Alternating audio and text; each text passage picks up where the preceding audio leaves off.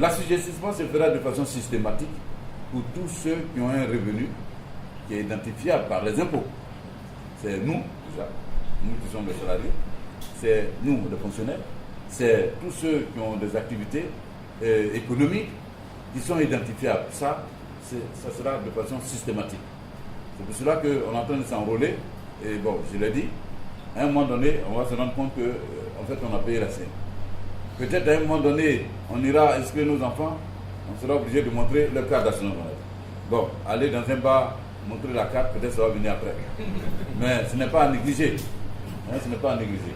Donc c'est ça, cette notion de l'assujettissement obligatoire. La CMU est tout résident de notre pays, étranger ou non ivoirien et étranger, tout résident est assujetti à la couverture maladie universelle de façon obligatoire.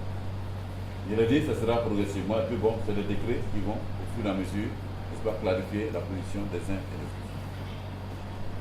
L'affiliation.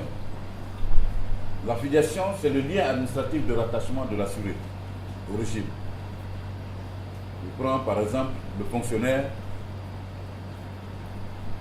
il est assujetti, non, le fonctionnaire est géré par la direction de la solde.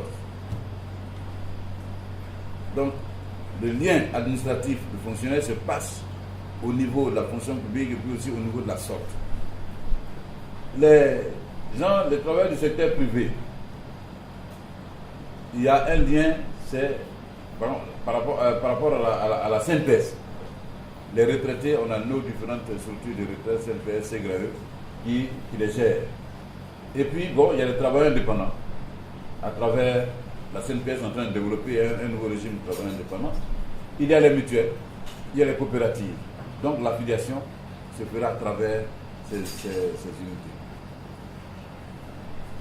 Alors, toujours dans le rattachement de personnes, nous avons des concepts comme l'enrôlement, l'immatriculation et l'identification. Alors, l'enrôlement a commencé le 30 décembre dernier par un acte symbolique avec l'enrôlement du président de la République. Et l'enrôlement permet, le système qui a été adopté, c'est un enrôlement biométrique. Pour lutter contre la fraude éventuelle, l'enrôlement, il est biométrique. On vous prend votre photo et l'enrôlement va déboucher sur l'attribution d'un numéro de sécurité sociale. Et c'est à ce niveau que la CMU va entraîner une innovation dans le domaine de la sécurité sociale dans notre pays. Parce que ce numéro de sécurité sociale sera votre identifiant unique qui va vous suivre tout le temps. Donc, celui qui vient enrôler son fils de 5 ans aujourd'hui, le numéro que cet enfant aura va le suivre jusqu'à la fin de son activité professionnelle. Aussi bien s'il est fonctionnaire que s'il est travailleur du secteur privé. Parce qu'après cette loi, toutes ces entités ont 3 ans pour pouvoir s'adapter au numéro unique que la CMU est en train de donner. Oui, c'est ça le caractère innovant, n'est-ce pas, de ce type d'immatriculation. Alors, après l'immatriculation, vous aurez une carte. C'est une carte que nous disons semi-intelligente. Nous ne sommes pas allés jusqu'à la carte à puce parce que ça coûte très cher. Ce n'est pas forcément indispensable. Mais déjà, cette carte-là que vous aurez, elle est déjà intelligente. Elle peut être lue. Elle va consigner les droits que vous avez. Et pour que vous puissiez bénéficier des prestations, il faut que vos droits soient en cours de validité. Et donc, quand vous arrivez au centre de santé, ils seront équipés de machines. C'est comme à la station, pour ceux qui ont une carte de carburant. Quand vous allez, on check là dans une machine et le médecin, le praticien va savoir que bon, le monsieur, il est à jour de ses cotisations. S'il est à jour de ses cotisations, on le prend en charge. Mais s'il n'est pas à jour de ses cotisations, il le saura. Et bon, plus loin, peut-être qu'on en parlera. Quand vous n'êtes pas à jour de vos cotisations, vous aurez un souci de 3 mois. Passé ces 3 mois, ça se bloque. Voilà. Donc c'est ça, c'est cette carte que nous avons trouvée pour nous permettre, n'est-ce pas, de lutter contre la fraude. Alors, dans le cadre de la mise en œuvre de l'enrôlement, l'État de Côte d'Ivoire a signé donc un contrat de partenariat avec un opérateur privé, parce que pour donner l'argent, ce n'était pas aussi évident. Donc, le contrat de partenariat, c'est-à-dire sur financement public, c'est un contrat dans lequel le privé apporte tous les investissements. Il apporte tous les investissements et l'État le remet un peu. Et ce marché a été donné donc à la société SNEDAC qui fait l'enrôlement biométrique de nos passeports, mais qui intervient également au Sénégal, qui intervient au Togo, qui intervient au Burkina. En fait, ils interviennent un peu partout. Et puis, c'est une société nationale qui va traiter de données qui sont classées, des données, c'est lié à la sûreté de l'État.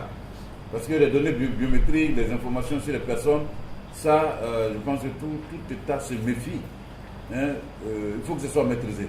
Et si des structures extérieures ont ce genre d'informations, on ne sait pas ce qu'ils peuvent en faire. Ça peut être un moyen de pression. Voilà pourquoi l'État a plutôt orienté dans l'appel d'offres qui est suivi au niveau national. Quels sont ceux qui peuvent le faire? Donc c'est eux qui ont eu ce contrat et qui nous accompagnent par rapport à l'enrôlement biométrique des assurés. Voilà. Nous avons fait des projections. C'est pour vous donner un peu une idée de grandeur. Et pour le démarrage de la CMU, vous avez vu, on a parlé souvent de 4 millions, entre 3 millions, 4 millions de personnes. Et ce chiffre-là, jusqu'à 2021, on se retrouve à peu près à 11 millions de personnes. C'est-à-dire ça fait 39% de la population. C'est-à-dire jusqu'à 2021, on n'est pas sûr même d'avoir 50% de la population. C'est un travail dans lequel nous, on sait qu'il faut s'inscrire dans la durée. Parce que pendant que nous sommes en train de résoudre la question du financement, le ministère de la Santé est à pied d'œuvre pour pouvoir développer l'offre de soins.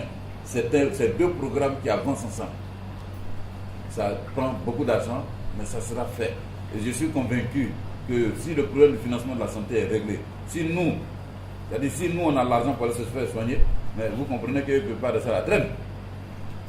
Et je pense que la CMU aura l'un des impacts forts de la CMU. Non seulement ça permettra aux Ivoiriens de se soigner, mais ça va développer forcément le système de santé de notre pays.